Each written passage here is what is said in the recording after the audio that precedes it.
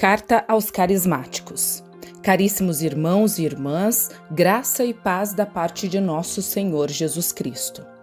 Diante da ordem do Senhor, Jonas se levantou, mas tomou a direção que lhe era conveniente ou que, segundo sua própria vontade, era o melhor a fazer.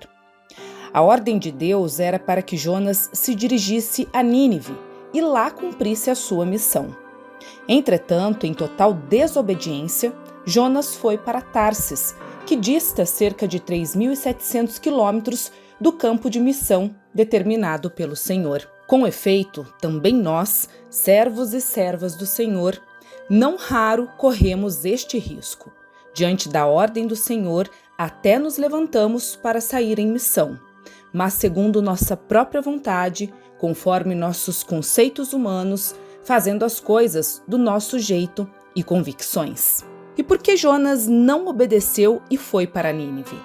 Porque Nínive era uma cidade sanguinária, cheia de corrupção, fraude e violência. Nínive representava tudo aquilo que Jonas condenava. Diante da misericórdia de Deus, que queria dar uma nova chance aos ninivitas, Jonas pôs-se como juiz, como justiceiro. Em seu íntimo, achava que os ninivitas não eram dignos de obter misericórdia do Deus de Israel. Era servo do Senhor, mas seu coração estava longe do coração de Deus. Suas características eram bem diferentes dos atributos de Deus, que é lento para a cólera, bondoso, compassivo e carinhoso, de respiro longo. Diante da desobediência de Jonas, uma grande e temível tempestade se abateu sobre o navio onde se encontrava durante a viagem. Diante da desobediência de Jonas, uma grande e temível tempestade se abateu sobre o navio onde se encontrava rumo a Tarsis. É que a nossa desobediência a Deus gera tempestades pelas quais não precisávamos passar. Não é que Deus nos castigue, mas desde Adão e Eva, vemos que a consequência imediata da desobediência é a desordem, o caos, a aflição, a tempestade. Foi preciso então que Jonas fosse engolido pelo grande peixe para fazer um verdadeiro retiro espiritual de penitência e de conversão sincera. Era necessário que Jonas se dobrasse e se submetesse à autoridade suprema do Senhor. E quando Jonas finalmente obedeceu ao Senhor e anunciou aos ninivitas que o Deus de Israel lhes estava dando uma nova chance, desde o rei até o mais simples dos cidadãos se converteram e mudaram de vida. A vontade de Deus é sempre perfeita e quando a obedecemos, maravilhas inimagináveis acontecem. Não temos que fazer muitas coisas, somente a vontade de Deus.